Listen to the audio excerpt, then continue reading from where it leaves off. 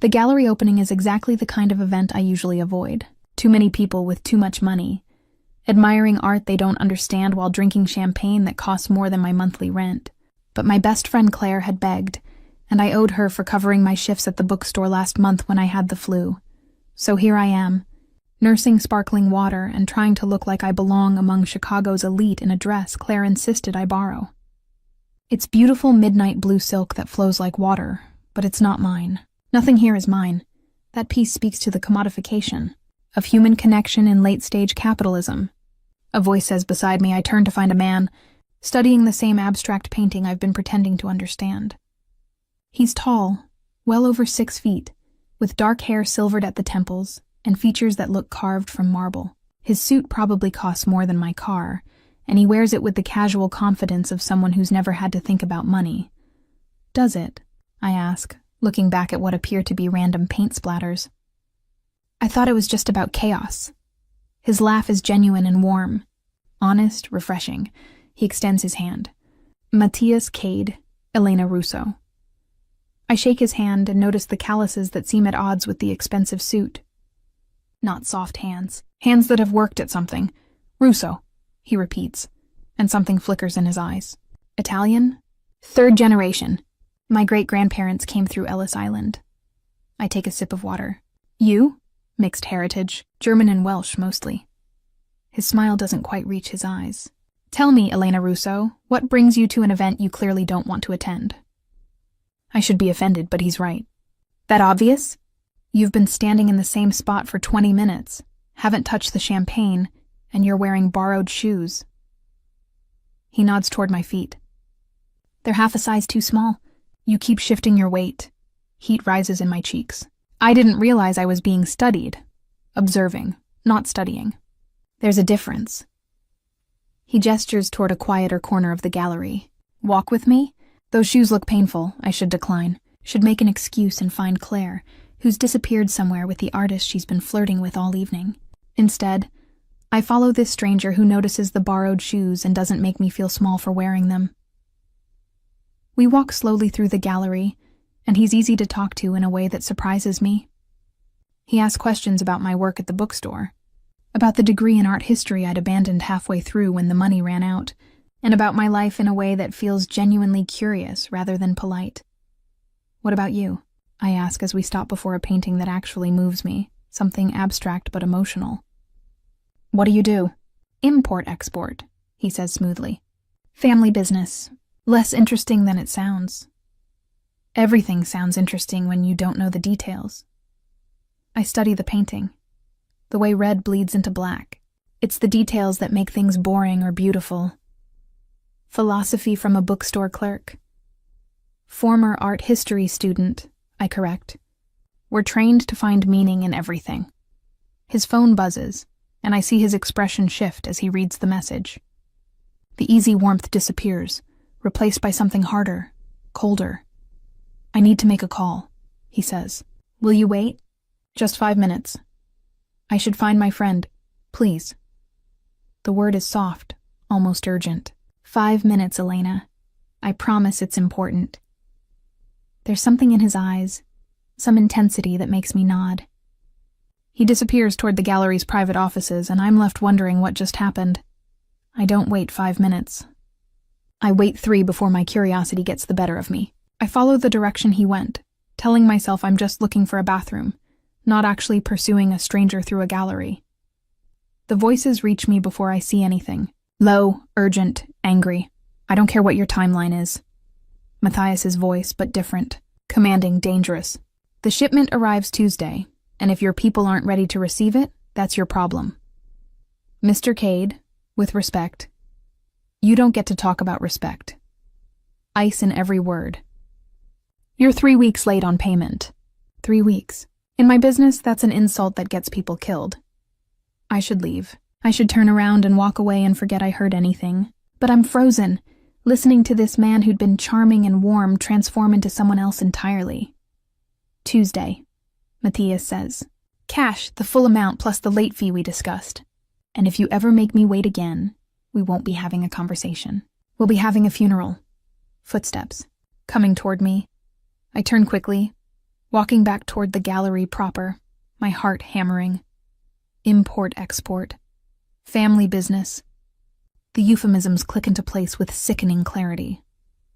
Matthias appears moments later, his expression smooth again, the dangerous edge carefully hidden. But I've heard it now. Can't unhear it. Sorry about that, he says easily. Business never sleeps. Where were we?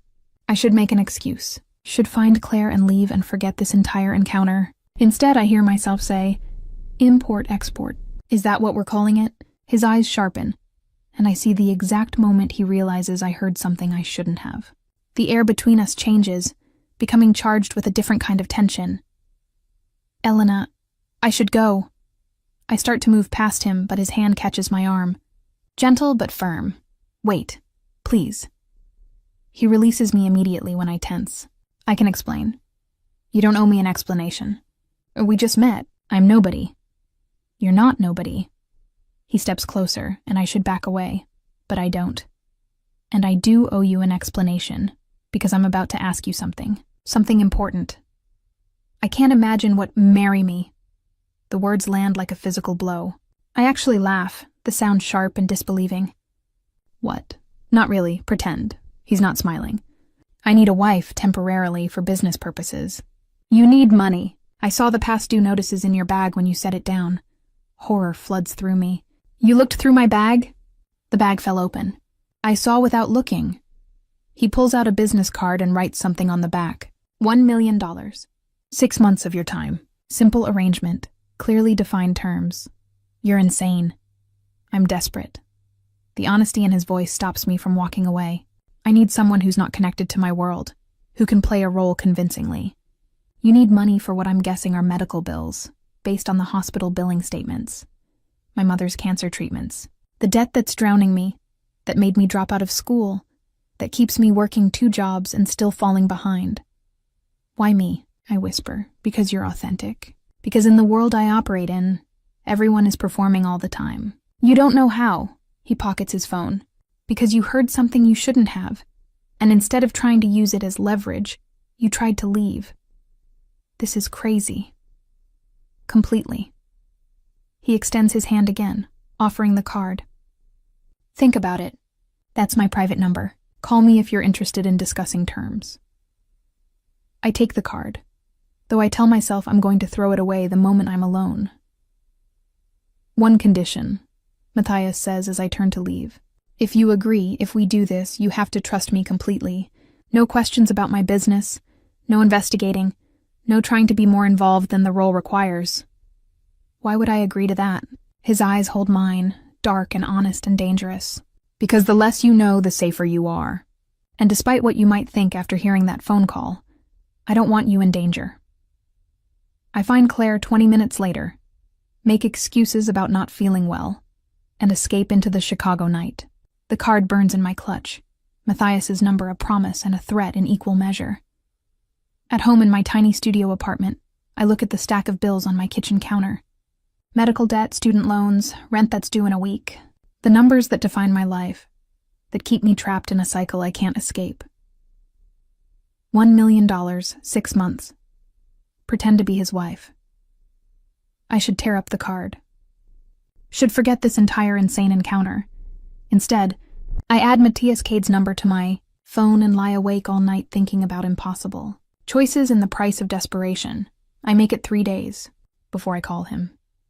3 days of staring at bills I can't pay, of phone calls from debt collectors I can't answer, of watching my mother pretend she's not in pain because she knows I'm already drowning in the cost of keeping her alive. 3 days of telling myself this is insane.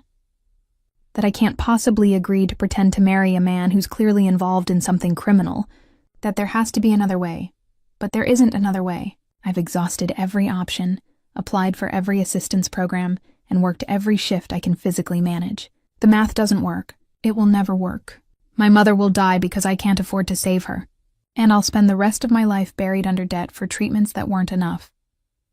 So on Thursday evening, after my shift at the bookstore ends and before my overnight inventory job at the warehouse begins, I sit in my car in the parking lot and dial the number on Matthias Cade's card. He answers on the second ring. Elena? Not a question. He knew it was me. Probably has my number saved already, and probably expected this call. I want to hear the terms, I say, skipping past pleasantries. Everything. Complete transparency before I agree to anything. Smart. I hear movement, a door closing, and background noise fading. Are you free now? This conversation should happen in person. I have work in 2 hours. I'll make it quick. Where are you? I give him the address and he tells me to wait. 15 minutes later, a black town car pulls into the parking lot, and Matthias steps out wearing dark jeans and a charcoal sweater. Casual, but the fabric still screams expensive. He slides into my passenger seat, and suddenly my beat-up Honda feels even smaller. Thank you for calling, he says. I haven't agreed to anything. I know, but you're here, which means you're considering it. He shifts to face me, and in the confined space I'm very aware of him. The breadth of his shoulders, the clean scent of his cologne, the intensity of his focus. Ask me anything. I'll answer honestly.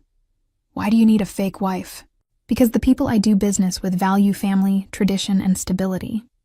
A single man in his late 30s raises questions, suggests either instability or hidden preferences they might find objectionable. His jaw tightens. I've lost contracts because the men I'm negotiating with don't trust someone who hasn't settled down. So get actually married. To whom? Women in my world know what I am and what I do. They want the arrangement for status or money. That creates complications, expectations, and emotional entanglements that become liabilities. He pulls out his phone and shows me a photo of an older man with severe features and an expensive suit. This is Konstantin Volkov, Russian businessman, very traditional, very powerful. I'm negotiating a partnership that will expand my operations significantly. He's invited me to his daughter's wedding next month, and he specifically asked if I'd be bringing my wife. You told him you had one? I implied I was married, yes, before I realized he'd expect to meet her. Matthias pockets the phone. I need someone who can play the role convincingly for 6 months. Long enough to secure this deal and several others that depend on my appearing stable and settled. And after 6 months? Quiet divorce. You keep the money, we part ways, and I'm established enough with these new partnerships that my marital status becomes less relevant. He meets my eyes. You walk away with enough money to pay your mother's medical bills and start your life over. I get the business relationships I need. Clean, simple. Nothing about this is simple. No, he agrees, but it's mutually beneficial. I stare through the windshield at the bookstore where I make $12 an hour, at the life I'm barely surviving. What would I have to do? Specifically, attend events with me, business dinners, social gatherings, the Volkov wedding, act appropriately affectionate in public, and answer basic questions about our relationship consistently. He counts off on his fingers. Live in my home for the duration, and maintain the appearance of a marriage to anyone who might be watching. Live with you. In a separate bedroom with complete privacy.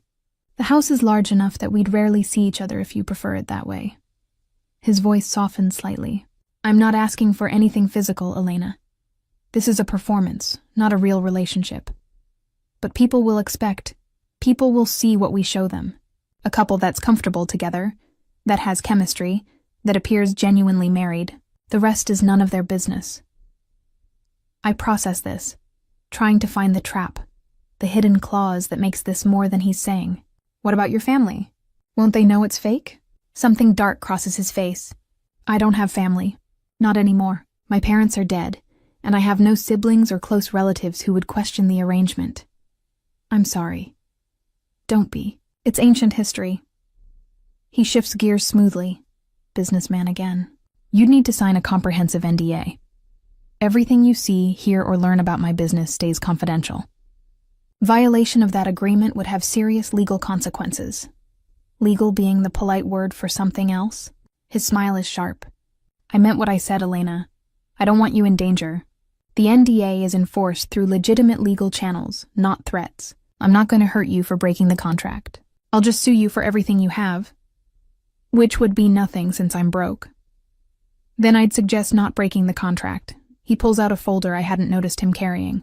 I had my attorney draft preliminary terms. Take it, read it, and have a lawyer review it if you want. Take a week to decide. I open the folder and scan the first page. The numbers leap out at me. $1 million paid in 2 installments. Half upon signing, half at the completion of 6 months. All living expenses covered. Health insurance for me and my mother. A settlement bonus if I complete the arrangement without breach of contract. This is too much, I whisper. It's exactly enough for what I'm asking. His voice is firm. You're giving me 6 months of your life, your privacy, your safety. You're risking association with someone whose business isn't entirely legal. That's worth compensation. Why are you being so honest about the illegal parts? Because you already know? He gestures to the folder. And because I need you to go into this with clear eyes. I won't lie to you about what I am, Elena. I run operations that exist in gray areas, and some that are definitively black. I do business with dangerous people. If you agree to this, you'll be seen as mine, which means you'll be under my protection, but also potentially a target for my enemies. You're really selling this. I say dryly, I'm being realistic. He reaches over and gently closes the folder. I need you to understand the risks because I need you to be sure. If you sign this and then panic halfway through, if you make mistakes because you're scared or uncertain, it endangers both of us. I look at him, this stranger who's offering me an impossible solution to impossible problems. What's your one condition? You mentioned it at the gallery. His expression shifts and becomes serious. If you agree to this, you trust me completely. No questions about where I go or what I do. No investigating my business. No trying to understand the full scope of my operations. You play the role I need, and you stay deliberately ignorant of everything else. Why? Because knowledge is dangerous in my world. Because the less you know, the less you can be used by people who might want to hurt me. He touches my hand briefly, the contact warm. And because I'm already breaking my own rules by bringing someone innocent into my life. The least I can do is keep you as safe as possible. The honesty undoes me. I've spent 3 days trying to find the angle, the manipulation, the way this is too good to be true. But maybe it's exactly what it appears to be. A business arrangement between 2 desperate people. I need to think about it, I say finally. Of course. He opens the car door, then pauses. Elena, whatever you decide, thank you for listening, for considering it. I know what I'm asking is unreasonable. Everything about this is unreasonable. Yes. But reasonable options don't solve unreasonable problems. He steps out, then leans back in. Call me when you decide, whatever that decision is. I watch him return to his town car and watch it pull away into Chicago traffic. Then I sit alone with a folder full of contracts and the weight of an impossible choice. At home that night, after my warehouse shift, exhausted and aching, I spread the contract across my tiny kitchen table. Read every word, every clause, every protection, and every penalty. It's thorough, professionally drafted, and surprisingly fair. The money is real. The terms are clear. The exit conditions are defined. My mother calls as I'm reading it for the 3rd time. Her voice is tired, thin with pain she's trying to hide. How are you feeling? I ask. Good, sweetheart. The new medication is helping. The lie is obvious. The new medication we can barely afford isn't helping enough. How was work? Fine. Busy. I look at the contract. Mom, if you could have anything, what would it be? She's quiet for a moment. More time with you, Elena, that's all. Just more time. Time we won't have if I can't pay for treatments. Time that's slipping away while I drown in debt and impossible choices. After we hang up, I look at the contract one more time. Then I pick up my phone and type a message to Matthias Cade. I'll do it. When do we start? His response comes immediately. Tomorrow. I'll send a car at noon. Bring whatever you want to keep. Everything else we'll provide. I sit in my apartment that smells like mildew and old cooking, surrounded by furniture from thrift stores and a life that's never quite worked, and I wonder if I've just saved myself or sold myself. Tomorrow, I become someone's pretend wife. Tomorrow, everything changes. The car that arrives at noon is not the town car from yesterday. It's a sleek black SUV with tinted windows and a driver who introduces himself as Thomas. He's in his late 40s, polite but distant, and he loads my 2 suitcases and 3 boxes with an efficiency that suggests he's done this before. Is that everything, Miss Russo? He asks. I look back at my studio apartment, at the life I'm leaving behind. The second-hand couch, the IKEA bookshelf sagging with paperbacks, The kitchen table where I've cried over bills more times than I can count. None of it is worth keeping. That's everything, I confirm. The drive takes us north, away from my neighborhood of crumbling buildings and check-cashing stores, through progressively nicer areas, until we're in a part of Chicago I've only seen in magazines. Tree-lined streets, historic mansions set back behind iron gates, the kind of wealth that whispers instead of shouts. Thomas turns down a private drive and stops at a gate that opens automatically. The house beyond makes my breath catch. It's not the biggest mansion on the street, but it's beautiful. 3 stories of red brick and white columns, ivy climbing the eastern wall, windows that gleam in the afternoon sun. The lawn is immaculate, the garden still showing late-season color. It looks like something from a different century, carefully preserved and maintained. "We're here," Thomas says unnecessarily. The front door opens before we reach it, and Matthias emerges. He's dressed casually again, in jeans and a navy sweater, but he still carries that presence that makes spaces feel smaller. Behind him, a woman in her 60s appears, her gray hair pulled back in a neat bun, wearing what looks like a housekeeper's uniform. "Elena." "Welcome." Matthias descends the steps, and for a moment I think he might embrace me, but he just gestures toward the house. "This is Mrs. Chen. She manages the household." Mrs. Chen offers a warm smile. "Welcome, Miss Russo. I've prepared the east bedroom for you. I hope you'll find it comfortable." "Thank you," I manage, feeling completely out of my depth. Thomas brings my boxes inside, and I follow Matthias through a foyer that could fit my entire apartment. Marble floors, a curved staircase, and artwork that's probably original and definitely expensive. Everything is beautiful, elegant, and completely intimidating. "I know this is overwhelming," Matthias says, catching my expression, "but you'll adjust quickly. Mrs. Chen will show you around and get you settled. We'll talk this evening about next steps." Mrs. Chen leads me upstairs, her steps quiet on the thick carpet. The east bedroom is at the end of a long hallway, and when she opens the door, I actually freeze. It's enormous. A 4-poster bed with cream linens, antique furniture that looks like it belongs in a museum, and windows overlooking the garden. There's a sitting area with a couch and chair, a writing desk, and built-in bookshelves already filled with books. "The closet is here," Mrs. Chen says, opening a door to reveal a space larger than my old bedroom. "And the bathroom is through there. I took the liberty of stocking some basics, but if you need anything else, just let me know." The bathroom has a clawfoot tub, a separate shower with 3 shower heads, and marble countertops.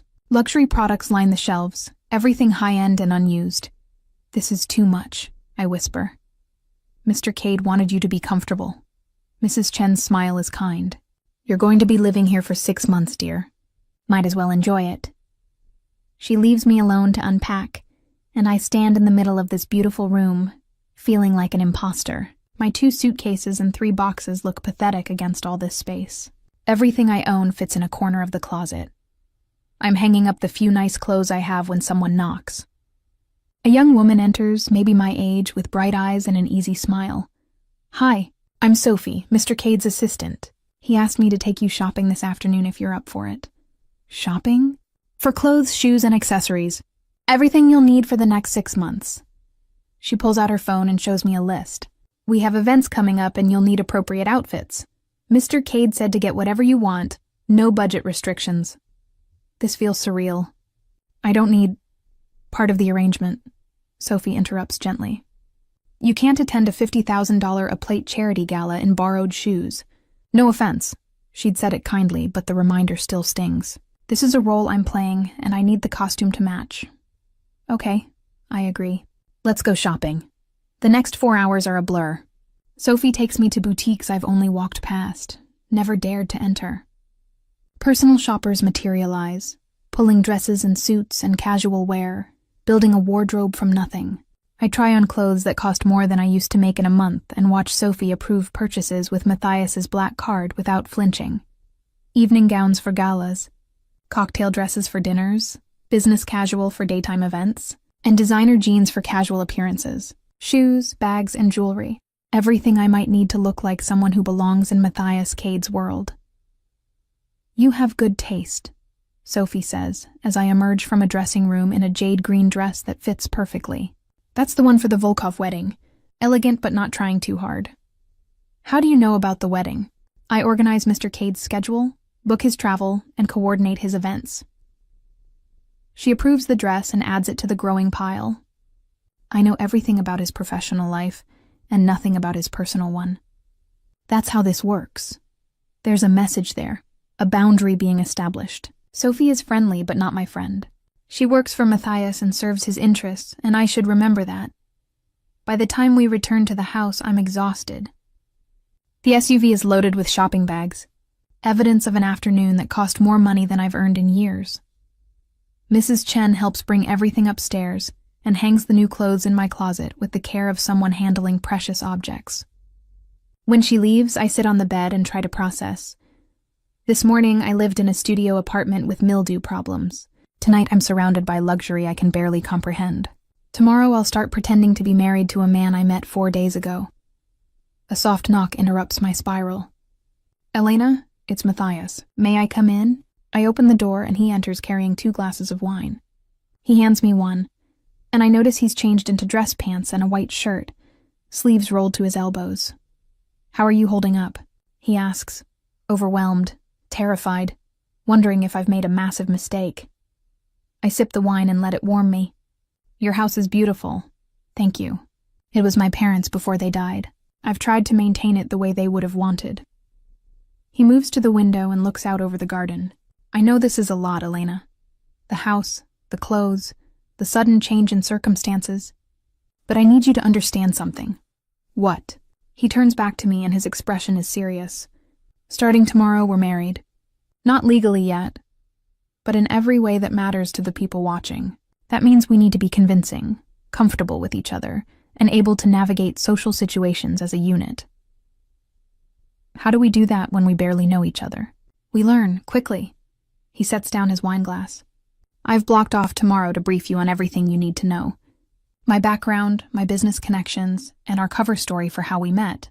The details that make a lie believable. And the wedding? When do we actually make it legal?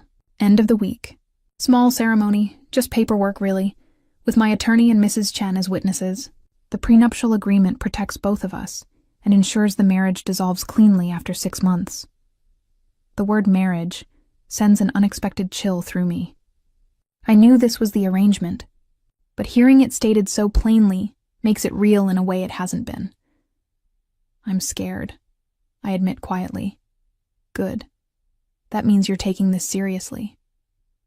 Matthias moves closer, and there's something almost gentle in his eyes. But you're not alone in this, Elena. I know I'm asking you to trust me, to step into my world without full knowledge of what that means. But I will keep you safe. That's a promise. Why does this matter so much to you? The Volkov deal, the appearance of stability. What are you really getting out of this? He's quiet for a long moment, seeming to weigh how much to tell me. Legitimacy. My parents ran mostly legitimate businesses with some gray areas. After they died, I inherited everything, including debts to people who don't accept I'm working on it as payment.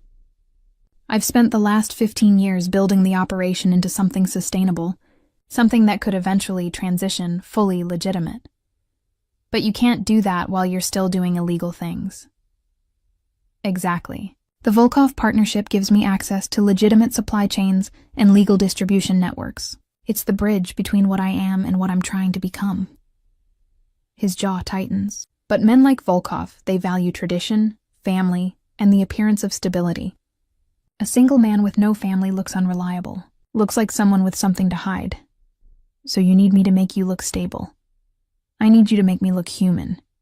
He picks up his wine glass again. In my world, showing vulnerability is weakness. Having a wife, someone I care about, that's vulnerability. But it's also proof that I'm more than just business and violence, that I have something to lose. The honesty takes my breath away.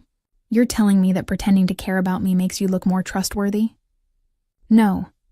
I'm telling you that actually caring about your safety, your comfort, and your well-being over the next 6 months makes me more human than I've been in years. He meets my eyes. And I think that might be good for both of us. We stand there in the fading light, 2 strangers bound by contract and necessity, and I realize this arrangement might be more complicated than either of us anticipated. Tomorrow, Matthias says, moving toward the door. 9 a.m., meet me in my study. We start preparing for your debut as Mrs. Cade. After he leaves, I finish my wine and look around my beautiful temporary room. 6 months. That's all this is. 6 months of pretending, performing, and playing a role. I can do this. I have to do this. But as I prepare for bed in silk pajamas that appeared. At 8:45, I dress in one of my new outfits. Tailored black pants, a cream silk blouse, and low heels that actually fit. I look at myself in the full-length mirror and barely recognize the woman staring back. I look expensive, put together, like someone who might actually belong in this world. Matthias's study is on the first floor, down a hallway lined with what I'm starting to recognize as genuine art. The door is open, and I find him at a massive desk covered with papers, 2 laptops, and multiple phones. He looks up when I enter, and something shifts in his expression. You look perfect, he says, standing. How did you sleep? Better than I have in months. That bed is incredible. Good. He gestures to a leather chair across from his desk. Coffee? Mrs. Chen just brought a fresh pot. We settle in with coffee, and Matthias produces a leather folder thick with documents. Before we get into the personal history we need to build, I need you to sign the final contracts. My attorney reviewed everything and made a few adjustments based on standard prenuptial language. I scan the documents, and they're even more comprehensive than the preliminary version. Financial protections for both parties, confidentiality agreements, specific performance clauses, and dissolution terms. Everything is designed to make this arrangement clear and legally binding. There's a clause here about public behavior, I note, reading carefully. Maintaining appropriate affection in public settings. What does that mean exactly? Matthias sets down his coffee, and I see slight tension in his shoulders. It means we need to be comfortable with casual physical contact. Holding hands, my arm around you, standing close enough that we appear intimate. Nothing inappropriate, but enough that people believe we're genuinely married. Have you ever been married before? Really married? No? He stands and moves to the window overlooking the front lawn. I've had relationships, but nothing serious. Nothing that interfered with business or created complications. This is new territory for both of us. That's strangely comforting. I sign the documents, initial each page, and slide them back across the desk. What happens now? Now we build our story. He returns to his seat, pulls up a document on his laptop, and turns the screen so we can both see. This is our official history. How we met. How long we've been together. Why we kept it quiet. I read the narrative he's created, and it's surprisingly detailed. We met 18 months ago at a charity event, the same as the gallery, but in this version we actually connected. Dated quietly because I valued my privacy, and he wanted to keep me separate from his business life. Got engaged 6 months ago, married in a small private ceremony last month. This is very specific, I say. It needs to be. People will ask questions, and our answers have to match perfectly. Inconsistencies make people suspicious. He pulls out another document. This is my background. Everything you need to know about my family, my education, and my business operations as I present them publicly. For the next 2 hours, we go through everything. I learn that Matthias is 38, that he studied international business at Northwestern, and that his parents died in a car accident 12 years ago. His public business is import-export, specifically European luxury goods and specialty foods. He has connections across 6 countries, serves on 2 charitable boards, and donates generously to arts organizations. Most of that is true, he says when I comment on the detail. The best lies are built on truth. I do import goods, just not always legally acquired ones. I do have European connections, just not all of them legitimate. The charity work is real because it provides cover and tax benefits. So where does the illegal part come in? His expression hardens slightly. You agreed not to ask about the specifics of my business. I agreed not to investigate. You're telling me I need to know enough to be convincing. I need to know where the line is so I don't accidentally cross it. He considers this, then nods. Fair point. The simplest version is that I facilitate transactions between parties who can't do business through traditional channels. Sometimes that's luxury goods with questionable provenance. Sometimes it's moving money for people who need it moved quietly. Sometimes it's brokering deals between organizations that operate outside legal frameworks. You're a middleman. I'm a bridge between worlds. And I'm very good at it, which is why people like Volkov want to work with me legitimately. He closes the laptop. But that's all you need to know, Elena.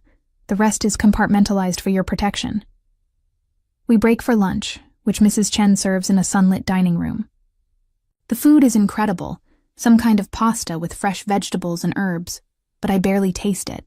My mind is swimming with information, with the weight of the performance I'm preparing for. You're overthinking, Matthias says, watching me push food around my plate.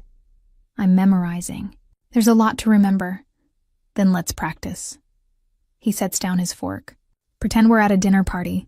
Someone asks how we met. What do you say? I take a breath and channel the story we've built. We met at a charity gala 18 months ago. You were there for the networking?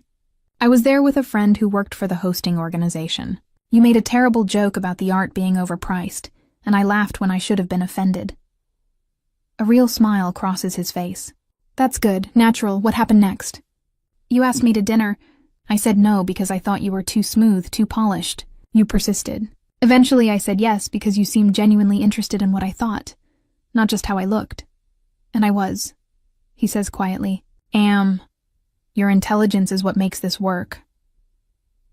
The compliment catches me off guard and sends warmth through my chest that I shouldn't be feeling. This is a performance, nothing more. What about the engagement? I ask, redirecting. How did you propose? Nothing dramatic. We were at home. You were reading. And I realized I didn't want to imagine my life without you in it. His eyes hold mine. Simple, honest, and completely believable, because it's the kind of proposal I would actually make if this were real. Something shifts in the air between us, becoming charged with a tension I don't know how to navigate. We should practice the physical contact, I say, my voice not quite steady. If we're going to be convincing in public. Matthias stands and extends his hand. Come here. I move around the table and he guides me to stand in front of him. We're close enough that I can see the flecks of gray in his dark eyes. Close enough that I catch the scent of his cologne mixed with coffee. In public, I'll touch you like this. His hand settles at the small of my back, warm through the silk of my blouse. Or this. His other hand finds mine, fingers lacing together. The key is looking comfortable and natural, like we do this all the time. My heart is racing and I hope he can't feel it. What if someone asks something we haven't prepared for? Then you defer to me, or you give a vague answer and change the subject. You're intelligent, Elena. You'll adapt. His thumb traces a small circle on my lower back, and I suppress a shiver. The most important thing is that you seem comfortable being touched by me. Can you do that? I force myself to relax into his hold, to let my body language match what a wife's should be. Yes, I can do that. Good. But he doesn't release me immediately. We stand there, too close, practicing intimacy that's supposed to be fake, but feels increasingly real. Sophie interrupts, knocking on the door frame. Sorry to interrupt, but the jeweler is here with the rings. Rings. Of course there would be rings. We move to the sitting room, where a distinguished older man has set up a display of wedding bands. Dozens of options in platinum, gold, diamonds, and other stones I can't identify. For the lady, the jeweler says, showing me a selection. Mr. Cade indicated you prefer simple elegance over ostentation. I glance at Matthias, surprised he's paid enough attention to know that. He just shrugs slightly. I choose a platinum band with a single row of small diamonds. Elegant, but not overwhelming. It fits perfectly and catches the light as I move my hand. And for you, sir? The jeweler asks Matthias. He selects a simple platinum band, no stones, classic and understated. When he slides it on, I'm struck by how right it looks, how permanent. Perfect, Sophie says, making notes. The ceremony is scheduled for Friday at 2 p.m. Just the four of us. Very simple. Friday. 3 days away. After the jeweler leaves, Matthias walks me through the rest of the week's schedule. Tomorrow, meetings with his attorney to finalize the prenuptial agreement. Wednesday, A private dinner with 2 of his business associates and their wives. My first real test. Thursday, final preparations. Friday, the ceremony, and then, I ask. Then we attend the Volkov wedding the following weekend, and you officially debut as my wife to the people who matter most. He checks his watch. You should rest this evening. Tomorrow will be intense. I retreat to my room, but sleep is impossible. I stand at the window watching the sun set over the garden, turning everything amber and gold, and try to process the surreal turn my life has taken. There's a knock at my door around 8. When I open it, Matthias stands there holding 2 glasses of wine. Thought you might need this, he says. Thank you. I accept the glass and step back to let him enter. Can I ask you something? Always. Do you ever regret it? The path you chose, the business you're in? He's quiet for a long moment, staring into his wine. Every day. But regret doesn't change reality. I made choices. Some forced by circumstances, some by ambition. Now I'm trying to build something better, cleaner. This arrangement with you is part of that. A step toward legitimacy. And if it doesn't work, if Volkov sees through the performance, then I find another path. He meets my eyes. But I don't think he will. You're already better at this than you realize. I'm terrified. Good. Fear keeps you sharp, keeps you careful. He sets down his glass and moves toward the door. Get some rest, Elena. The real performance starts tomorrow. After he leaves, I finish my wine and prepare for bed. The ring feels strange on my finger, weighty with implications. In 3 days, I'll legally marry a stranger. In 10 days, I'll face the people who could expose this entire charade. And somewhere in the midst of all this pretending, I'll have to remember that none of it is real. Wednesday evening arrives too quickly. I've spent the last 2 days in intensive preparation with Matthias, memorizing details, practicing responses, and learning to move through his world with the confidence of someone who belongs there. But theory is different from practice, and tonight is my first real test. The dinner is at a restaurant I've only read about in the lifestyle sections of newspapers I can't afford. The kind of place where reservations require connections, and the wine list has bottles worth more than my old car. I dress in a navy sheath dress Sophie selected, simple but elegant, with the diamond earrings Matthias gave me this morning as an early wedding gift. You look beautiful, he says when I descend the staircase. He's in a charcoal suit and crisp white shirt, and he looks every inch the successful businessman. Ready? No, but I'm as prepared as I'm going to be. His hand finds the small of my back as we walk to the car, and I'm grateful we've practiced this casual intimacy. It feels almost natural now, the way he guides me, the way I lean slightly into his touch. In the car, he briefs me one final time. Marcus and Diane Chen, married 23 years. Marcus handles shipping logistics for my import business. Diane owns a gallery in River North. Both know I operate in gray areas but don't ask questions. They're friendly but not friends. Professional distance. And I'm the wife who's been kept separate from business, I recite. Exactly. You met Diane once briefly at a charity event. You've never met Marcus. You're nervous about tonight because you've kept such a low profile until now. He takes my hand. Which is actually true, so just be yourself. The restaurant is everything I expected and more. Soft lighting, intimate tables, and waitstaff who move like dancers. The maitre d' greets Matthias by name and leads us to a private corner where a couple already waits. Marcus Chen is distinguished, in his late 50s, with the kind of presence that suggests he spent decades commanding rooms. Diane is younger, early 40s maybe, and beautiful in that effortless way that comes from good genetics and expensive maintenance. They both stand as we approach. Matthias, Marcus says, shaking hands. Good to see you.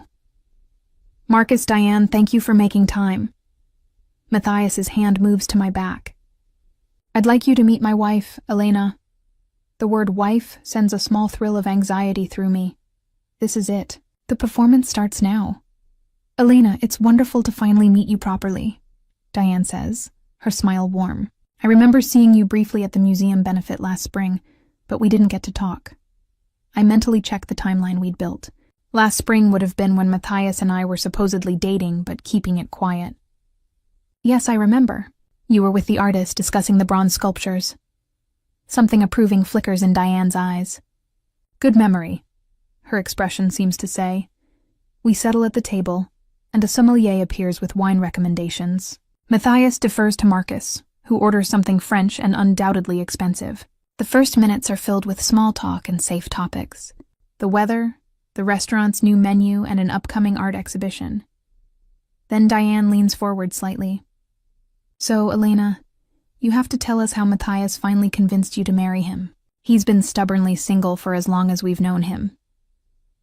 This is the question we'd prepared for, but my mouth still goes dry. Matthias's hand finds mine under the table, a gentle squeeze of encouragement. He's persistent, I say, allowing a smile. I kept telling him I wasn't interested in dating someone so consumed by work.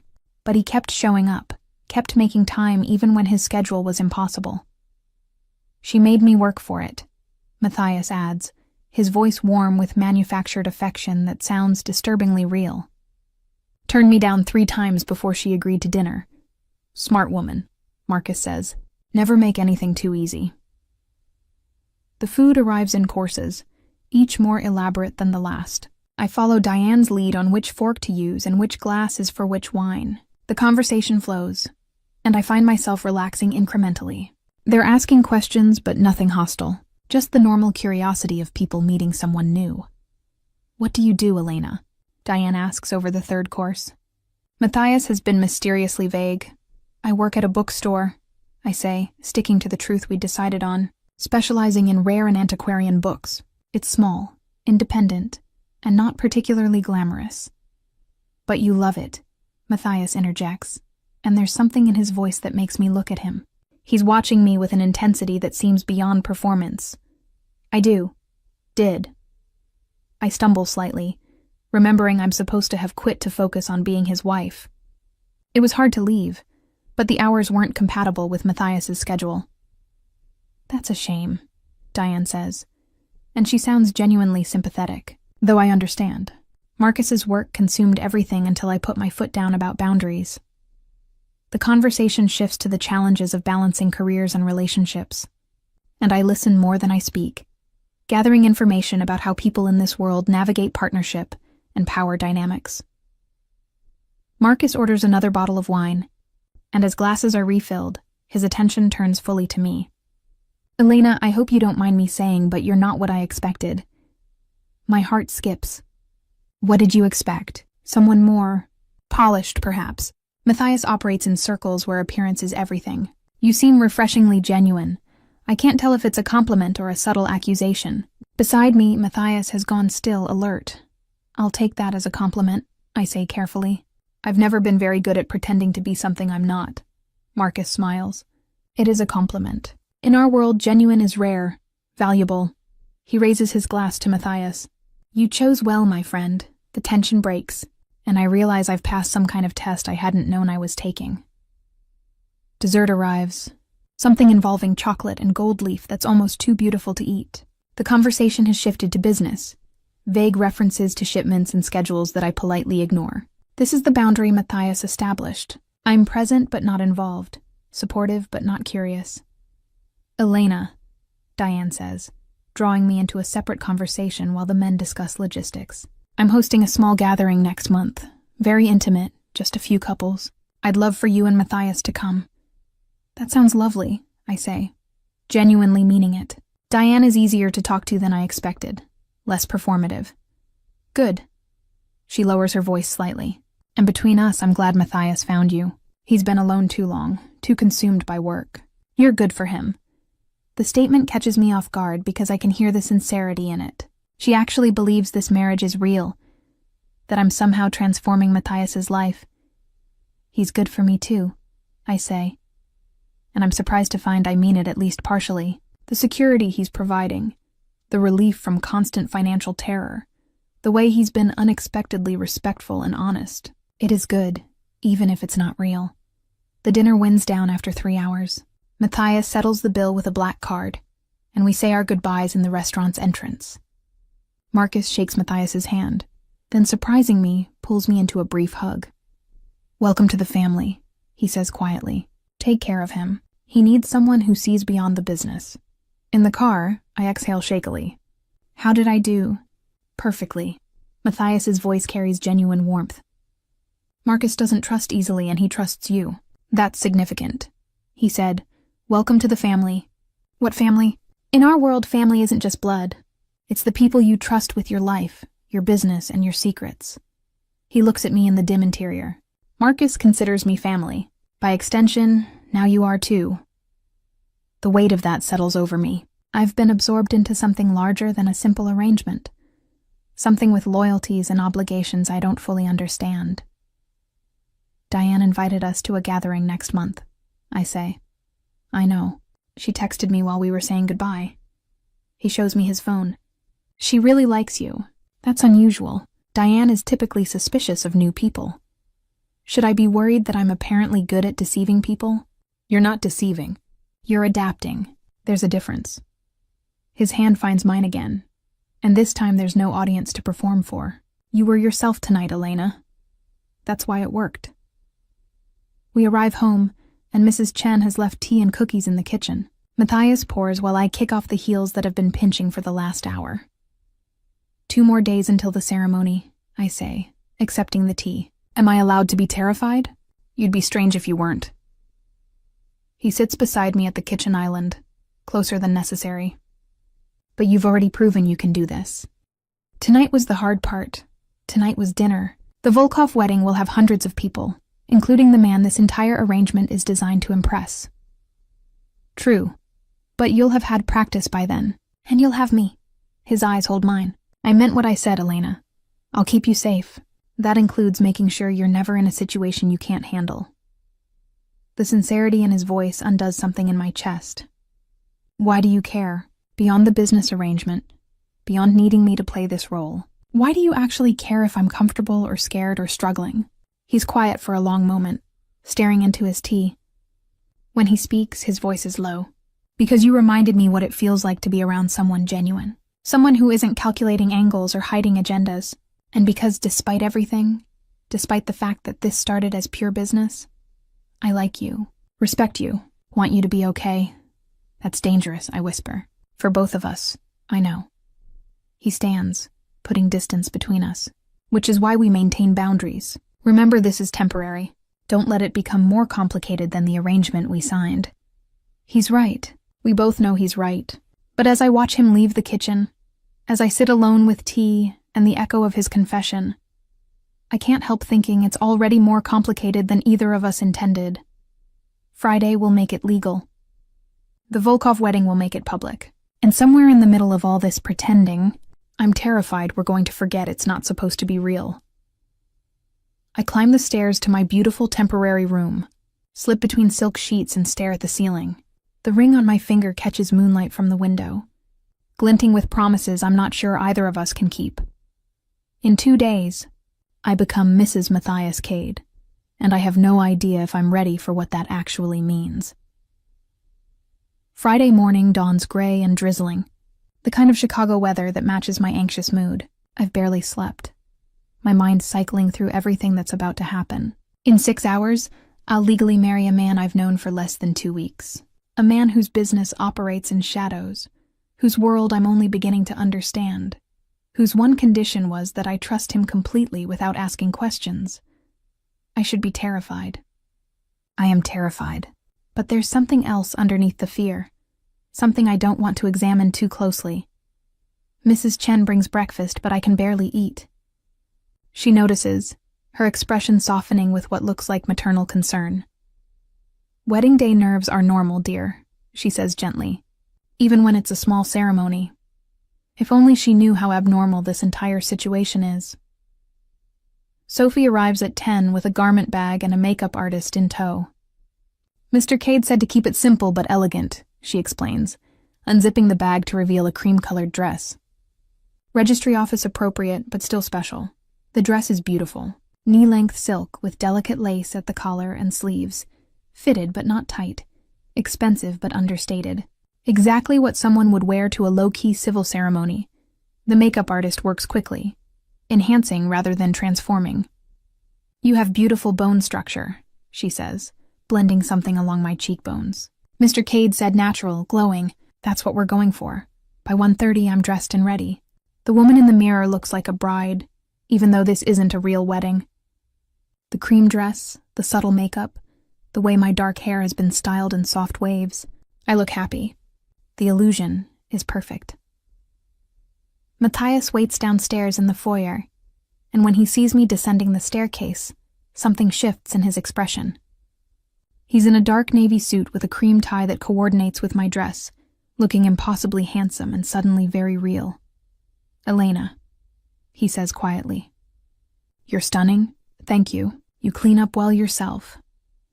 The lightness in my voice is forced, a defense against the weight of what we're about to do. His hand extends, and I take it, letting him guide me to where Mrs. Chen and his attorney wait with smiles that suggest they think this is romantic rather than transactional. The drive to the courthouse is silent. Matthias holds my hand, his thumb tracing absent patterns on my palm, and I can't tell if it's for show or something else. There's no one here to perform for, but he does it anyway. "You can still back out," he says quietly. "Right up until we sign the papers. No judgment, no penalty. Can you?" "No, I need this." His honesty is stark. "But you have more to lose. Your freedom, 6 months of your life, an association with things you'd probably rather not be associated with. If you're having doubts, I'm not." I squeeze his hand. "I'm scared, but I'm not backing out. We made a deal. This is more than a deal now. You know that, right?" "I do know. Somewhere between the gallery and this moment, between contracts and practiced intimacy, this has become something more complex than a simple business arrangement. But neither of us seems ready to name what that something is. The courthouse is efficient and impersonal. We're directed to a small office where a clerk sits behind a desk covered with paperwork. Matthias's attorney, a sharp-eyed woman named Patricia, has already filed everything. All that's left is the signing. "Driver's licenses. Please," the clerk says, barely looking up. We hand them over, and I watch her type our information into a system that will legally bind us together for the next 6 months. It feels surreal, too easy. Shouldn't marriage require more than signatures and processing fees? "Witnesses?" the clerk asks. Mrs. Chen and Patricia step forward, and the clerk walks us through the ceremony. It's perfunctory, stripped of romance. "Do you take this person? I do. Do you take this person? I do. By the power vested in me, you may kiss." Matthias's hand frames my face, gentle and careful. "Is this okay?" he whispers, quiet enough that only I hear. I nod, and he kisses me. It's brief, chaste, and appropriate for a courthouse with witnesses, but I feel it everywhere. A spark of something that shouldn't exist in a fake marriage. We sign the license. Patricia and Mrs. Chen sign as witnesses. The clerk stamps everything official, hands us a certified copy, and just like that, it's done. I'm married, Mrs. Elena Cade, at least on paper. "Congratulations," Patricia says, shaking both our hands. The prenuptial agreement is filed and sealed. Everything is exactly as discussed. Outside, the rain has stopped, leaving everything wet and shining. Matthias keeps his arm around me as we walk to the car, and I realize he's trembling slightly. "Are you okay?" I ask. "I just legally married someone. That's not something I ever thought I'd do." He helps me into the car and slides in beside me. Even if it's temporary, even if it's business, it's still real. The drive home is quiet again, but different this time, weighted with the reality of what we've just done. Thomas, the driver, offers congratulations that we accept with polite smiles. At the house, Mrs. Chen has prepared a small celebration. Champagne, a beautiful cake, and flowers everywhere. It's touching and heartbreaking at the same time, because it's for a wedding that isn't real, a marriage that has an expiration date. "I know this isn't a traditional wedding," Mrs. Chen says, her eyes bright. "But you deserve to celebrate. Both of you. We toast with champagne that costs more than most people's monthly rent. Cut the cake while Mrs. Chen takes photos on her phone. Play the parts of newlyweds so convincingly that I almost believe it myself. When Mrs. Chen finally retreats, leaving us alone in the dining room with cake and champagne, Matthias loosens his tie and exhales heavily. Well, we did it. We did. I sip champagne and let the bubbles ground me. What happens now? Now we prepare for the Volkov wedding tomorrow. That's where this gets real, where we face the people who matter. He refills both our glasses. But tonight we can just breathe, process, adjust to being legally married. Even though it's fake. Is it? His eyes meet mine, and there's something vulnerable in them. The license is real. The legal obligations are real. The fact that you're now my wife in every way that matters to the government and anyone who checks, that's all real, Elena. But the feelings aren't. The relationship isn't. I say it like I'm convincing myself. Aren't they? He moves closer, and I smell his cologne and feel the heat of him. We've spent every day together for a week. I know you take your coffee black, that you read before bed, and that you're terrified of disappointing people. You know I cook when I'm stressed, that I run at 5 a.m., that I hate my business but haven't figured out how to escape it. That's not the same as what? Love? He laughs, but there's no humor in it. No, we're not in love. But we're not strangers anymore either. We're something in between. And I think that's what makes this work. The honesty steals my breath. Matthias, I'm not asking for anything, he interrupts. Not trying to change our arrangement. Just acknowledging that this is more complicated than the contracts suggest. Before I can respond, his phone buzzes. He glances at it and his expression hardens. What's wrong? Text from Volkov's people. Change of plans for tomorrow. He reads the message, and I watch tension build in his shoulders.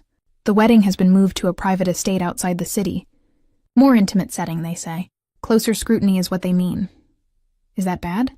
It means Volkov is being more careful than expected, wants to observe people in a controlled environment. He sets down the phone. It means we need to be absolutely perfect tomorrow. No mistakes. No slips. The weight of it settles over the room, crushing the brief moment of honest vulnerability we'd shared. I should prepare, I say, standing. Go over everything again. Make sure I'm ready. Elena, wait. He catches my hand. I meant what I said earlier, about this being more than business, but I also meant what I said about boundaries. We can acknowledge it's complicated and still maintain the professional distance we need. Can we? Because it doesn't feel very professional when you kiss me, even if it's for show. No, he admits. It doesn't. But we're intelligent adults who can separate performance from reality. Are we, though? I pull my hand free gently, because I'm not sure I know the difference anymore. I leave him there with champagne and wedding cake, climbing the stairs to my room that's beautiful and comfortable and completely temporary. The marriage certificate sits in my purse, official and binding. Mrs. Elena Cade for the next 6 months. I change out of the cream dress, hanging it carefully in the closet where it joins all the other costumes for this elaborate performance. In comfortable clothes, I sit at the window and watch evening fall over the garden. My phone buzzes. A text from my mother, whom I'd called earlier with the news. I'm so happy for you, sweetheart. He sounds wonderful. When can I meet him? Guilt crashes through me. She thinks this is real, that I've found someone who loves me, that her dying daughter has at least found happiness before the end. I've lied to everyone, but lying to her feels like the worst betrayal. I type back. Soon, Mom. He's excited to meet you too. More lies built on lies. A knock at my door interrupts my spiral. When I open it, Matthias stands there, still in his suit pants, but he's removed the jacket and tie. He looks tired and vulnerable in ways I haven't seen before. I brought you something, he says, holding out a small velvet box. Inside is a delicate necklace, a simple pendant with a single diamond. It's beautiful, understated, and exactly my taste, even though I never told him what that was. It's tradition to give your wife something on your wedding day, he explains. Even if the wedding is fake, some traditions feel important. I let him fasten it around my neck, his fingers warm against my skin.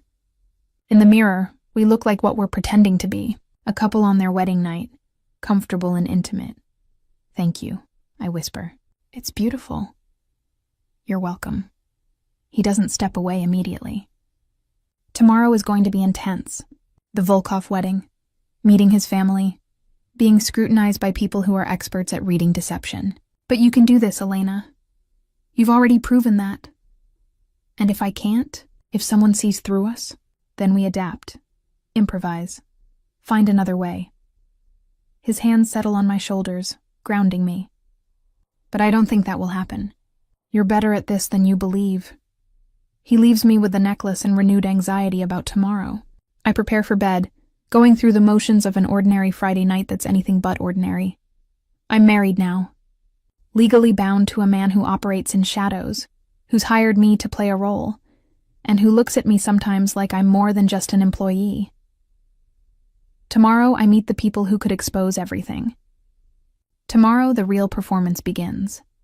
And somewhere beneath the fear and anxiety, there's a small, traitorous part of me that's excited. That wants to prove I can do this, that I can navigate his world, that I can be the wife he needs, even if it's all pretend. I fall asleep with my hand on the necklace, the ring glinting in moonlight, and dreams of possibilities I shouldn't be considering. The morning of the Volkov wedding arrives with crystalline autumn sunshine, the kind of day that seems designed for celebrations. I wake early, nerves thrumming through my body like electricity. Today is the real test. Today I step fully into Matthias's world and hope I don't shatter the illusion we've so carefully constructed. Mrs. Chen brings breakfast, but I can only manage coffee and a piece of toast. She notices my anxiety and pats my hand with maternal warmth. You'll be wonderful, dear. Just stay close to Mr. Cade and be yourself. If only it were that simple. Sophie arrives at 9 with the dress we'd selected for this event. It's stunning, a floor-length gown in deep emerald silk that drapes like water, elegant without being ostentatious, expensive without screaming wealth. Exactly the right balance for a Mafia wedding where everyone is watching everyone else. The hair and makeup team works for 2 hours, transforming me into someone who looks like she belongs among the powerful and dangerous. My dark hair is swept into an elegant updo. My makeup sophisticated but not overdone. Diamond earrings that match the necklace Matthias gave me yesterday complete the look. When I see myself in the mirror, I barely recognize the woman staring back. She looks confident and polished, like someone who's comfortable in this world. The performance is so complete, even I almost believe it. Matthias waits downstairs, and when he sees me, he actually stops mid-sentence in his conversation with Thomas.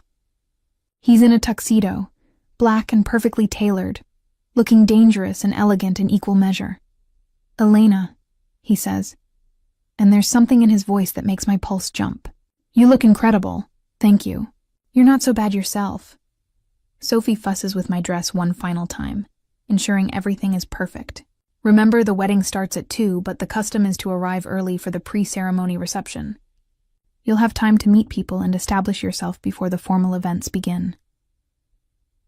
In the car, Matthias takes my hand, and I realize his palms are slightly damp. He's nervous too, which somehow makes me feel better. "Tell me again," I say. "Everything I need to know about Volkov." Konstantin Volkov, 63, originally from Moscow. Made his fortune in shipping and logistics, though there are rumors of less legitimate ventures in his past. Matthias's thumb traces circles on my palm. He's traditional, values family above everything, respects strength but appreciates discretion. His daughter Anastasia is 26, marrying a man named Dmitry Sokolov, who comes from another established family. And I'm supposed to be charming but not overly friendly, respectful but not submissive. Show that you're intelligent, but know when to defer to me in business matters. He squeezes my hand. "Mostly just be yourself, Elena. That's what's worked so far." The estate is 40 minutes outside Chicago, accessed through gates that require security clearance. As we drive up the long approach, I see the house, and my breath catches. It's enormous, a modern interpretation of a Russian palace with columns and ornate details, surrounded by manicured grounds that stretch for acres. "This is where they're having the wedding?" I whisper. "Volkov owns it. Uses it for family gatherings and business that requires privacy." Matthias helps me from the car, his hand settling at the small of my back. "Stay close to me. Don't wander off alone. And if anyone makes you uncomfortable, tell me immediately." We join a stream of guests moving toward the house, and I'm struck by how everyone seems to know each other. Greetings are exchanged in multiple languages, mostly Russian and English. The men are in tuxedos, the women in gowns that probably cost more than my old annual salary. This is wealth and power concentrated in one place, and I've never felt more out of my depth. "Matthias Cade." A booming voice cuts through the crowd, and a large man approaches with arms extended. He's in his 60s, silver-haired, with the kind of presence that makes people step aside automatically. "Konstantin," Matthias says warmly. accepting the embrace. Thank you for the invitation. Congratulations on Anastasia's wedding. Yes, she's finally settling down. Volkov's eyes land on me, assessing. And this must be the wife you've been hiding from us. Elena, this is Konstantin Volkov. Konstantin, my wife, Elena. I extend my hand, but Volkov pulls me into a hug that's surprisingly gentle for a man his size. Beautiful. Matthias, you've been keeping secrets. How long married? Just a month, Matthias says smoothly. We kept it quiet. We wanted privacy before the circus of public announcements. Smart man. Privacy is precious in our world. Volkov releases me, but his eyes remain sharp, searching. You're not from our circles, Elena, I can tell. What do you do? I worked in rare books, I say, sticking to our prepared story. Though I've stepped back recently to support Matthias's ventures. Rare books. Fascinating. My wife collects first editions. You must meet her. She'll be delighted. He claps Matthias on the shoulder. Come, both of you. Let me introduce you properly. The next hour is a whirlwind of introductions. Russian businessmen and their wives and associates from various industries, all moving in Volkov's orbit. I smile, make small talk, and remember names and faces while Matthias's hand remains a constant presence at my back. I meet Volkov's wife, Svetlana, an elegant woman in her 50s who's indeed thrilled to discuss rare books. We talk for 20 minutes about first editions and preservation techniques, and I see approval in her eyes when I demonstrate actual knowledge rather than just polite interest. You've done well, Matthias, she tells him later. She's not just beautiful. She's intelligent. Rare combination in our world. Matthias pulls me closer. I'm aware of how fortunate I am. The way he says it, the warmth in his voice, feels almost real. Or maybe I'm just getting too good at pretending. The ceremony itself is elaborate, a blend of Russian Orthodox traditions and modern elegance. Anastasia is stunning in white and gold, and Dmitri is appropriately serious and adoring. I watch them exchange vows in Russian and English, and something tightens in my chest. This is a real wedding. Real vows, real commitment, and real love are evident in how they look at each other. Everything mine isn't. Matthias's hand finds mine during the ceremony, fingers lacing together. When I glance at him, he's watching me rather than the couple at the altar. The expression on his face is unreadable and complicated. The reception is held in a massive ballroom decorated with thousands of white roses and crystal that catches light like captured stars. There's a full orchestra, tables laden with Russian delicacies and French champagne, and enough wealth on display to feed a small country. We're seated at a table with other business associates, and I navigate conversations about art, literature, travel, and anything except the actual business these men conduct. The wives include me easily, and I realize they're all performing too, playing the role of supportive spouse while carefully not acknowledging what their husbands actually do. Dance with me, Matthias says when the music starts, extending his hand. On the dance floor, his arms come around me with practiced ease. We've never danced together, but somehow we fit. He leads confidently, and I follow, our bodies finding a rhythm that feels natural. You're doing amazing, he murmurs against my hair. Svetlana loves you. Konstantin is impressed. Everyone believes we're genuinely married. Maybe we're too good at pretending. Or maybe it's not entirely pretending anymore. His arms tighten slightly. Elena, I need to tell you something. What? Before he can answer, someone cuts in. A younger man, maybe 30, with cold eyes and an aggressive smile. Cade, you don't mind if I borrow your beautiful wife for one dance? Everything in Matthias's body language says he does mind, but refusing would be a social misstep. Of course. Elena, this is Alexei Volkov, Konstantin's nephew. Alexei takes my hand with slightly too much pressure and pulls me into a dance position that's closer than appropriate. Matthias returns to our table, but I can feel him watching. So, Elena Cade, Alexei says, his English accented but clear. You're very new to our world. Very sudden appearance. Matthias and I kept our relationship private. Yes, so I hear. Very private. So private that no one knew you existed until last week. His smile doesn't reach his eyes. Forgive me, but that seems convenient. Matthias needs to appear settled and stable, and suddenly he has a wife, Perfect timing. My heart hammers, but I keep my expression neutral. I don't follow your implication. Don't you? A man like Cade, he plays long games, makes strategic moves. And you, appearing from nowhere with a convenient story about rare books and wanting privacy. Alexei leans closer. I think you're a very pretty piece on a chessboard, Elena. The question is, do you know you're being played?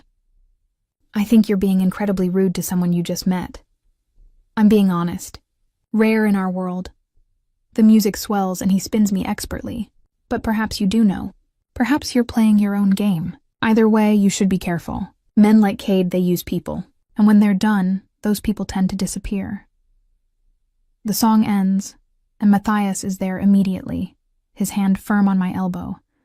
Alexei, always a pleasure. His voice is ice. Elena, Konstantin wants to introduce us to some associates. He guides me away, and I feel Alexei's eyes following us. What did he say to you? Matthias asks once we're out of earshot. That I'm a convenient chess piece. That you use people and discard them. I look up at him. That I should be careful of you. Something dark crosses Matthias's face. Alexei is bitter because his uncle prefers doing business with me over him. He's trying to create doubt, to wedge distance between us. Is he wrong, though, about you using people? Matthias stops walking and turns to face me fully. Around us, the reception continues, but we exist in a bubble of tension. I've used people in my business, yes. Made strategic decisions that benefited me at others' expense. That's the world I operate in. His hands frame my face, gentle despite the intensity in his eyes. But this, us, you? That's different. You're not a chess piece, Elena. You're... What? I don't know yet, but you're not that. He drops his hands, steps back, and rebuilds the professional distance. Come on, Volkov is waiting. The rest of the reception passes in a blur. More introductions, more performances, more careful navigation of conversations laden with subtext.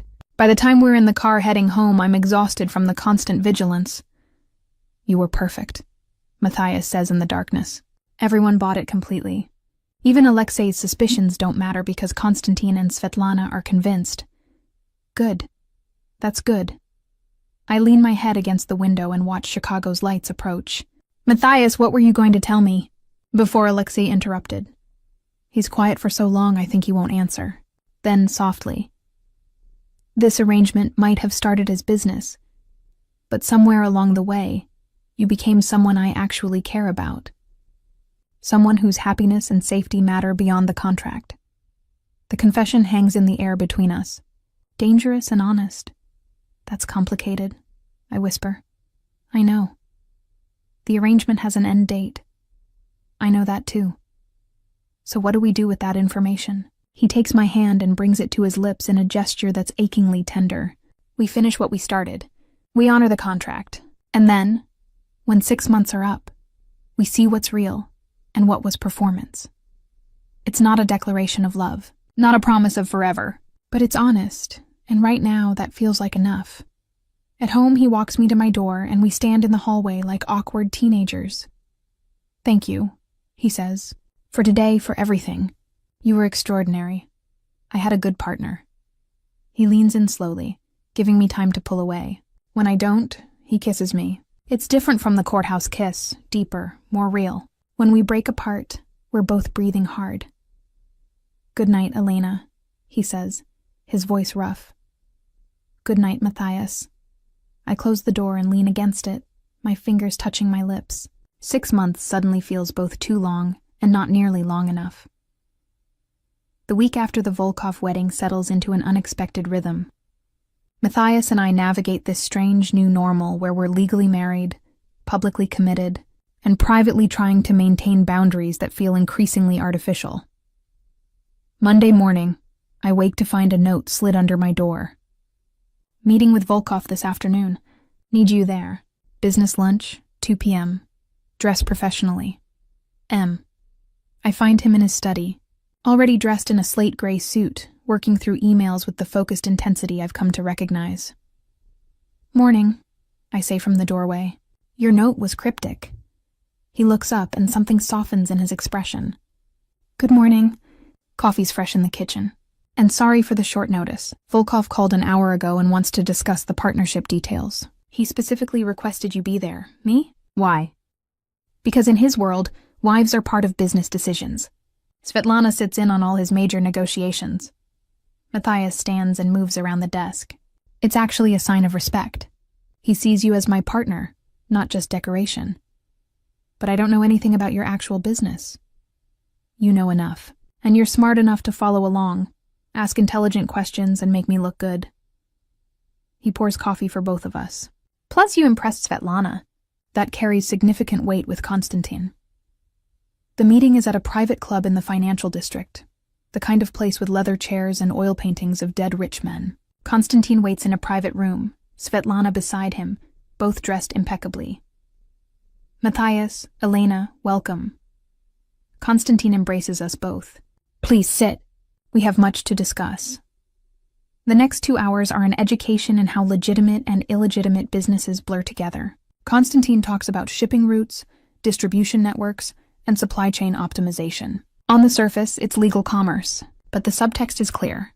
He's offering Matthias access to infrastructure that can move anything, anywhere, no questions asked. The beauty of this arrangement, Konstantin explains, is that we both benefit. You need reliable channels for your European operations. I need a trusted partner in the American market. Together, we build something substantial. What are the terms? Matthias asks, always direct. 20% equity stake in your import operations. In exchange, you get full access to my distribution network, priority shipping, and protection under the Volkov name. Konstantin pours vodka, despite it being barely afternoon. Plus family rates on all transactions. Significant savings over what you're paying now. Matthias considers this, and I watch him calculate. 20% is substantial. So is what I'm offering. Konstantin turns to me. Elena, you're quiet. What do you think? I wasn't expecting to be asked, but I recover quickly. I think partnerships work best when both parties contribute equally. What happens if Matthias's operations grow significantly? Does the equity stake remain fixed, or does it scale? Konstantin's eyebrows rise, impressed. Smart question. It remains fixed, which means if Matthias's business doubles, I benefit proportionally without additional investment. Then perhaps the equity should be performance-based, I suggest carefully, tied to specific growth metrics rather than a flat percentage. That way the partnership remains balanced as circumstances change. Silence stretches for a moment, and I wonder if I've overstepped. Then Konstantin laughs, a booming sound that fills the room. Matthias, your wife is dangerous. Svetlana, did you hear that? Performance-based equity. He slaps the table. I like it. Yes. Let's discuss that structure. The conversation shifts, becoming more complex as they negotiate terms. Svetlana and I are drawn into a side discussion about estate planning and asset protection, and I realize she's teaching me, showing me how wives in this world actually operate, the power they wield behind the scenes. Men think they run everything, Svetlana says quietly, while our husbands argue over percentage points. But smart women ensure the foundations are solid. You protect Matthias's interests, even when he doesn't realize he needs protecting. I'm still learning this world, I admit. You're learning fast, and you have good instincts. She pats my hand. Konstantin likes you. That means this partnership will happen, but more importantly, I like you. That means you have an ally. By the time we leave, Matthias has agreed to 15% equity with performance escalators, and Konstantin has access to 3 of Matthias's East Coast distribution points. Everyone seems satisfied, and I'm exhausted from the mental gymnastics of following it all. In the car, Matthias is quiet until we're several blocks away. Then he takes my hand and brings it to his lips. That was incredible. The performance-based equity suggestion saved me millions in the long term. I didn't know if I was overstepping. You were advocating for your husband's interests. That's exactly what you should have been doing. He keeps my hand, his thumb tracing patterns. You're a natural at this, Elena. Better than you realize. Is that good or bad? I don't know yet, but it's useful. The words sting slightly, a reminder that this is still ultimately business. I pull my hand back gently. That evening, I'm in the library reading when Matthias finds me. He's changed into jeans and a sweater, his hair slightly damp from a shower. Can we talk? He asks. Of course. He settles into the chair across from me, and I can see tension in his shoulders. I need to tell you something. About my business, about what I actually do. I know the agreement was that you wouldn't ask questions, but after today, after you helped negotiate that deal, I think you deserve more honesty. You don't have to. I want to. He leans forward, elbows on his knees. The import business is real, but it's also a cover. What I actually do is facilitate transactions between organizations that can't do business through traditional channels. Sometimes that's luxury goods with questionable provenance. Sometimes it's moving money for people who need it laundered. Sometimes it's brokering deals between families who are technically rivals. You're a middleman for criminal organizations. Yes, but I'm also trying to transition out of that. The Volkov partnership gives me legitimate infrastructure. In 5 years, maybe less, I could be running a completely legal operation. That's the goal. And until then, I navigate gray areas and sometimes cross into black ones. I've done things I'm not proud of, Elena. Made choices that kept people safe but weren't exactly moral.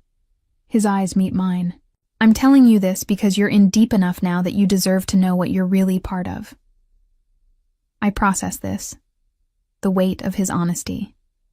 Have you killed anyone? No. I've ordered people hurt, threatened, and intimidated. But I've never personally killed anyone. And I've never ordered a death. He pauses. I know that's a thin line to some people. That violence is violence regardless of degree. It is a thin line, but it's still a line. I close my book and give him my full attention. Thank you for telling me, for trusting me with the truth. You earned that trust. Today, and every day since we started this. He stands and moves to the window. There's something else. Alexei Volkov, the man who danced with you at the wedding. He's been making inquiries about you. Cold settles in my stomach. What kind of inquiries? Background checks, trying to verify our story. He's suspicious, and he's the type to act on suspicion. Matthias turns back to me. I need you to be extra careful. Don't go anywhere alone, and don't talk to anyone I haven't vetted. If Alexei finds inconsistencies in our story, he'll use them against me with Konstantin. What would that mean? At best, a damaged reputation and a failed partnership. At worst, Konstantin believed I tried to deceive him, which in his world is an insult that requires a response. The implications hang heavy. I'll be careful. I promise. Good. He crosses to me, pulls me to standing, his hands warm on my arms. Elena, I meant what I said in the car after the wedding. You've become more than the arrangement, more than business. And that terrifies me because it makes you a vulnerability I can't afford. Then maybe we should reinforce the boundaries. Go back to professional distance. Probably. His hand comes up, traces my jaw, but I don't want to. Matthias. He kisses me, and this time there's nothing careful or restrained about it. It's hungry, desperate, the culmination of weeks of tension and proximity and pretending. I kiss him back, my hands fisting in his sweater. All the reasons this is a bad idea forgotten in the heat of wanting him. We break apart, breathing hard, foreheads pressed together. This is complicated, I whisper. Everything about this is complicated. His thumb brushes my bottom lip. But I'm done pretending I don't want you. Done maintaining professional distance when we're alone. What about the arrangement?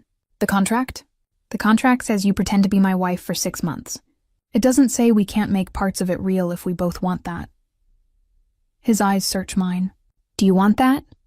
I should say no. Should maintain the clarity of a business arrangement with defined terms and an expiration date. I should protect myself from getting hurt when this ends. Instead, I pull him back down to kiss me again. We end up on the library couch, tangled together, discovering each other with hands and mouths and breathless need. He's careful, constantly checking that I'm okay, that this is what I want. And I am okay, more than okay, because this feels right in ways I can't explain. Later, we lie together in the quiet, his arm around me, my head on his chest.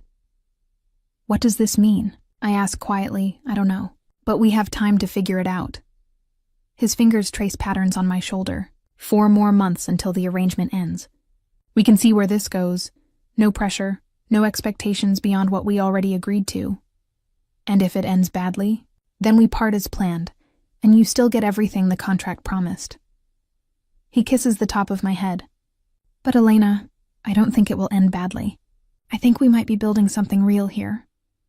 I want to believe him, want to trust that this isn't just proximity and performance creating the illusion of connection. But I'm also smart enough to know that temporary arrangements rarely turn into permanent ones. That men like Matthias operate in worlds that eventually consume everything soft and genuine. I'm scared, I admit. Me too. But let's be scared together. We stay like that, until Mrs. Chen's discreet cough from the doorway announces that dinner is ready. We separate, straighten clothes, and rebuild the appearance of propriety. But something fundamental has shifted between us.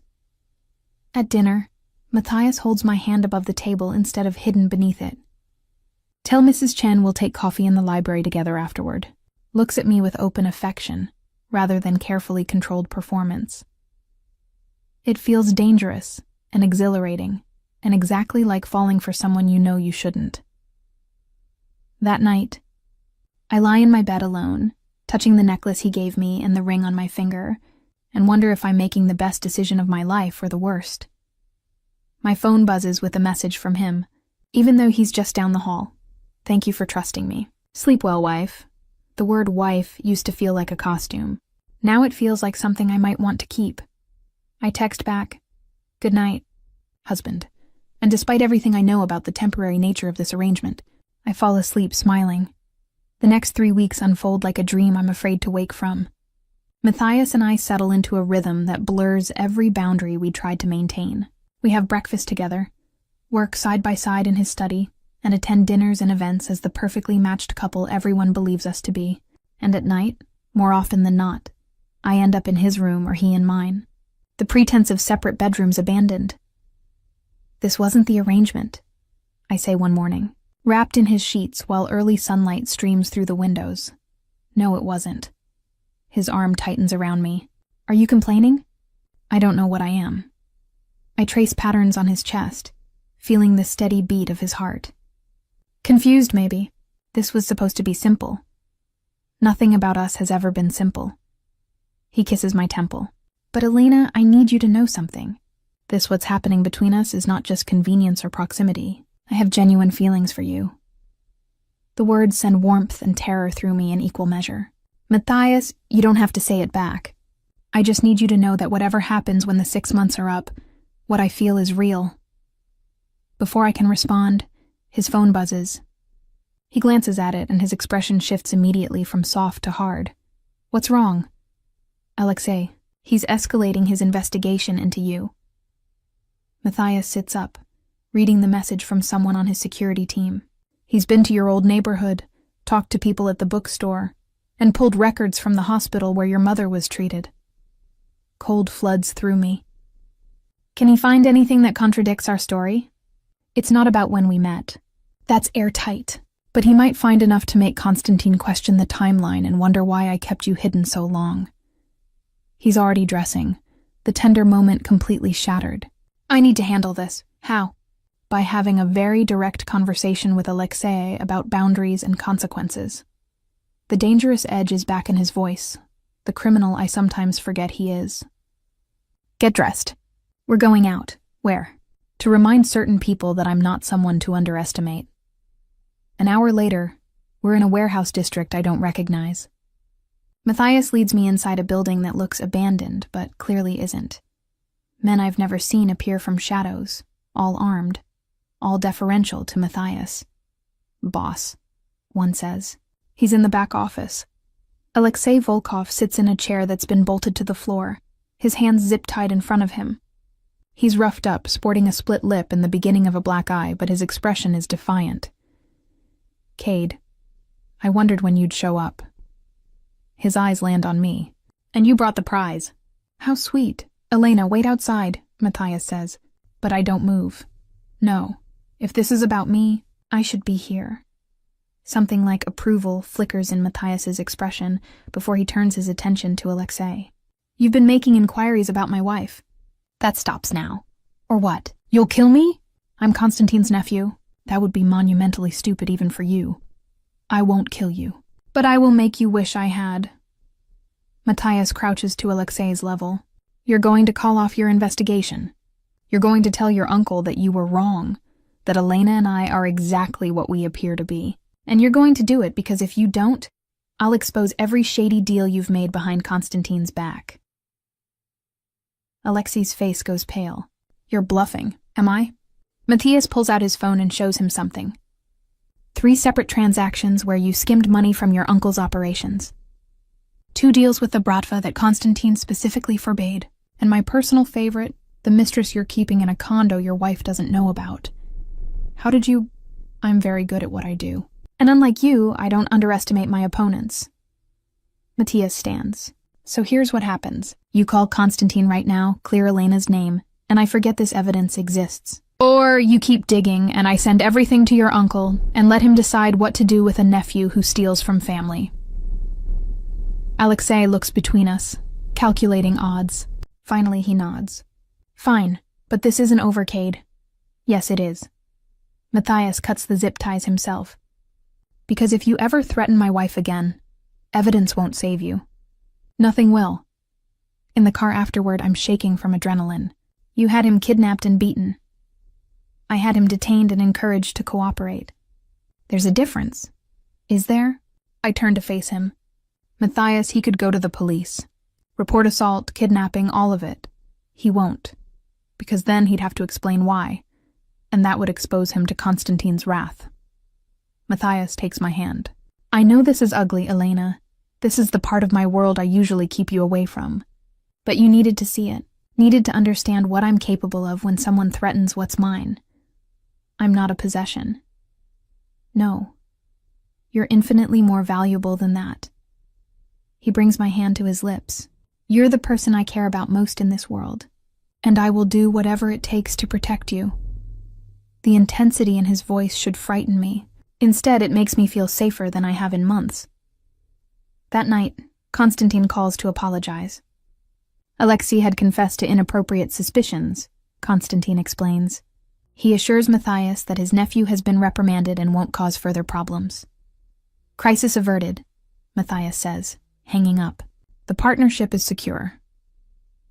We're in his study, he at his desk, me curled in the leather chair I've claimed as mine during our work sessions.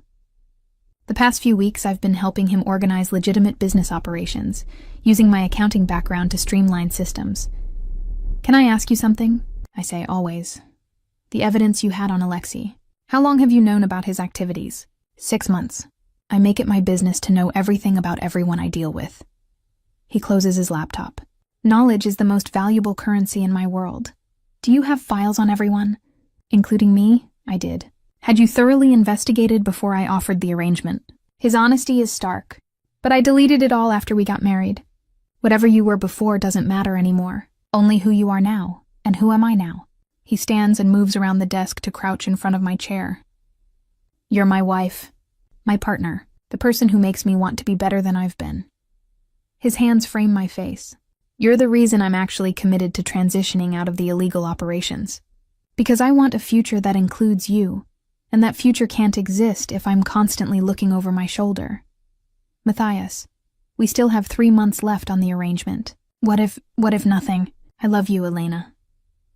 The words hang in the air, stark and honest. I know it's fast. I know the circumstances are strange, but it's true. I love you, my breath catches. You can't know that. It's only been a month. I've known it for weeks. Probably knew it that first night when you agreed to this insane arrangement and trusted me despite having every reason not to.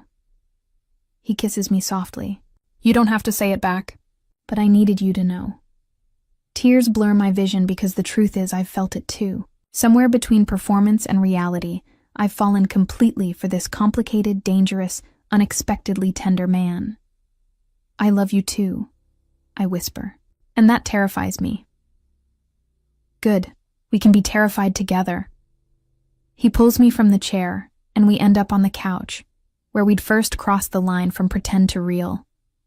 This time there's no hesitation, no uncertainty, just need honesty, and the overwhelming relief of finally admitting what we've both been feeling. Later, wrapped in each other, he says, when the 6 months are up, I want you to stay. Not because of the contract, not because of money, because you want to be here with me. What about your transition to legitimate business? Will that actually happen? It's already happening. The Volkov partnership is 90% legal operations. I'm systematically closing down the questionable channels, transferring assets to legitimate ventures. His fingers trace patterns on my shoulder. In a year, maybe less, I'll be completely clean. Legal businessman with a past I've left behind. And you think that's possible? That you can just walk away from this world? With the right motivation, yes. And you're the right motivation. He tilts my chin up. Build a life with me, Elena. A real one, not the performance we started with. I want to believe him. Want to trust that this impossible arrangement can transform into something lasting and real. But I'm also aware that we're still in the middle of the 6 months, still performing for the outside world, still navigating complications that don't have easy solutions. Ask me again when the contract is up, I say. When we're not bound by legal agreements and performance requirements. Ask me then if I want to stay. Fair enough. He kisses the top of my head. But I already know your answer. Do you? Yes, because you love me too. And love doesn't have an expiration date, even if contracts do. The confidence in his voice makes me smile despite my lingering doubts. Maybe he's right. Maybe we've built something real enough to survive. The end of our arrangement, or maybe we're both so good at pretending that we've convinced ourselves the performance is genuine. Only time will tell which version is true. 3 months later, I stand in the same gallery where this all began. But everything has changed. The charity event tonight is one Matthias and I are hosting together, benefiting literacy programs in underserved communities. My idea, his funding, and our first truly collaborative project that has nothing to do with the arrangement that brought us together. You look beautiful, Matthias says, adjusting his cufflinks as we prepare to greet guests. He's in a midnight blue suit that makes his eyes look darker and more intense. And nervous. Why nervous? Because tonight matters. These programs could change lives. And I want everything to be perfect. It will be. He takes my hand and kisses my knuckles. You've planned every detail flawlessly. Just enjoy it. The gallery fills with Chicago's elite, the same crowd that was here 6 months ago when Matthias first approached me. But now I'm not the uncertain outsider in borrowed shoes. I'm Mrs. Elena Cade, confident and comfortable in a world I've learned to navigate. Claire finds me during the cocktail hour, pulling me aside with wide eyes. Okay, I need the full story. Last time I saw you, you were broke and miserable. Now you're married to possibly the most eligible man in Chicago and hosting charity galas? I told her a version of the truth. That Matthias and I had reconnected after that first meeting, that things had moved quickly, that we'd kept it private. Not the whole truth, but enough. Life moves fast sometimes, I say, squeezing her hand. I'm happy, Claire. Really happy. You look it. He looks at you like you're the only person in the room. She glances at Matthias across the gallery, deep in conversation with Konstantin Volkov. Just tell me he treats you well. He does. Better than I imagined possible. The event is a success. We raised twice our initial goal, secure commitments for ongoing support, and I watch kids from the programs we're funding read their own poetry on stage. Matthias stands beside me the entire time, his hand at my lower back, pride evident in how he introduces me to everyone. Your wife's initiative is remarkable, Konstantin tells him. Svetlana is already talking about similar programs in our community. Elena has a gift for seeing what needs to be done and making it happen, Matthias says, and the love in his voice is unmistakable. Later, after the last guests have departed and we're alone in the quiet gallery, Matthias pulls me close. The 6 months are up tomorrow, he says quietly. The contract expires. The arrangement officially ends. My heart hammers. We've been so caught up in building a life together that I'd almost forgotten the deadline. I know. So I'm asking now, not as part of any agreement, not bound by contracts or obligations. He takes both my hands. Elena Russo, will you stay married to me? Not for show, not for business, because you want to build a life with me. The life we've already started building? That one. And whatever comes next. His thumb traces my wedding ring. The one that's become so familiar I forget it's there. I meant what I said about going legitimate. Last week I closed the final questionable operation. Everything I do now is legal, documented, and clean. I'm out, Elena, completely out. Tears blur my vision. You really did it. For you. For us. For the future I want to be with you. He pulls a small box from his pocket. I know you already have a ring, but that one was part of the performance. This one is real. Inside is a simple band with a single perfect diamond. Elegant and understated. Exactly my taste, Matthias. I love you. Not pretend love, not convenient love. Real, complicated, forever love. He slides the new ring on beside the original. Marry me again, Elena. This time because you choose it. I look at this man who started as a desperate proposal in a gallery, who became my husband through contracts and performance, and who somehow transformed into the person I trust most in the world. Yes, I whisper. Yes, I choose you. I choose us. I choose this life we've built from impossible circumstances. When he kisses me, it tastes like new beginnings and second chances, like the ending of one story and the start of another. So what happens now? I ask when we break apart. Now we live. Really live, not perform. He keeps me close, swaying gently to music only we can hear. We build the legitimate business, support causes that matter, and maybe start a family when we're ready. We have a normal life, Elena, or as normal as we can manage. Normal sounds perfect. We leave the gallery hand in hand, walking into a future that's ours to write. No contracts, no arrangements, no expiration dates. Just two people who found each other in impossible circumstances and decided to keep choosing each other every day after. The performance is over. The real marriage begins now, and I've never been more certain of anything in my life.